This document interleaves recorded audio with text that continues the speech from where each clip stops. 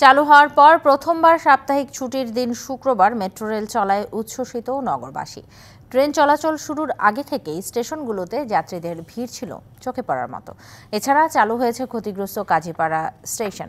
এদিকে মিরপুর 10 স্টেশন চালুর কাজ চলছে বলেও জানিয়েছেন কর্তৃপক্ষ। মেট্রো রেল স্টেশনে যাত্রীদের এমন ভিড় দেখে বোঝার উপায় নেই যে এটি ছুটির দিন। 2022 সালের ডিসেম্বরে এই গণপরিবহন ব্যবস্থার চালুর পর এই প্রথম শুক্রবারে চলছে ট্রেন। তাই তো সবার চোখে মুখে বাড়তি উচ্ছ্বাস। ফ্যামিলি নিয়ে সবাই ঘুরতে বের হয়, তো সেদিক থেকে শুক্রবার চালু করায় আমি অসংখ্য ধন্যবাদ জানাই বর্তমান সরকারকে। আজকে ছুটির দিনে সবাই একটু ঘুরতে বের হয় বিকালবেলা, তো এই সময়তে হচ্ছে যেহেতু মেট্রো রেলের সার্ভিসটা পেয়ে আমাদের অনেক ভালো লাগতেছে। উত্তর স্টেশন থেকে দুপুর 3:30টায় যাত্রা করে প্রথম ট্রেন।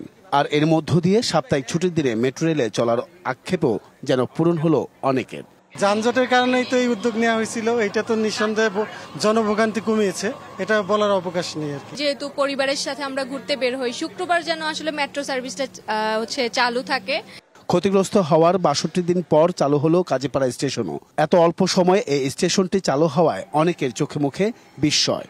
সরকার থেকে যে কথাটা বলা হলো যে 1 বছর সময় লাগবে এবং প্রায় 2টা স্টেশন মিরপুর 10 এবং কাজীপাড়া মিলে প্রায় 350 কোটি টাকা লাগবে। কিন্তু আমরা দেখতে পেলাম যে যখন কাজীপাড়া চালু হচ্ছে, আজকে থেকে তো শুরু হচ্ছে, প্রথম ট্রেন গেল, এবার দ্বিতীয় ট্রেন আসবে, তো আমরা দেখলাম যে মাত্র 20,50,000 টাকা লেগেছে। এদিকে যাত্রী চাহিদা বিবেচনায় মিরপুর 10 নম্বর স্টেশন চালুর কাজও চলছে, তবে সেজন্য অপেক্ষা করতে হবে আরও কয়েক মাস। Item by item technical team এখন কাজ করছে। এটার অ্যাসেসমেন্টটা হওয়ার পরে আমরা বুঝতে পারবো যে কোন মালগুলো আমাদের বাইরে থেকে আনতে হবে, কোন অ্যাপারেটসগুলো আমরা লোকালি পাবো, দেন এই সম্পর্কে বলা যাবে। তো আমরা আশা করছি খুব বেশি সময় লাগবে না, আগে যে সমস্ত সময় বলো তার চেয়ে একটু কম সময়ের মধ্যে আমরা পারবো।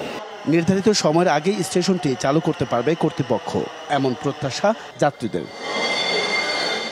Ariful Islam, DBC news, Dhaka.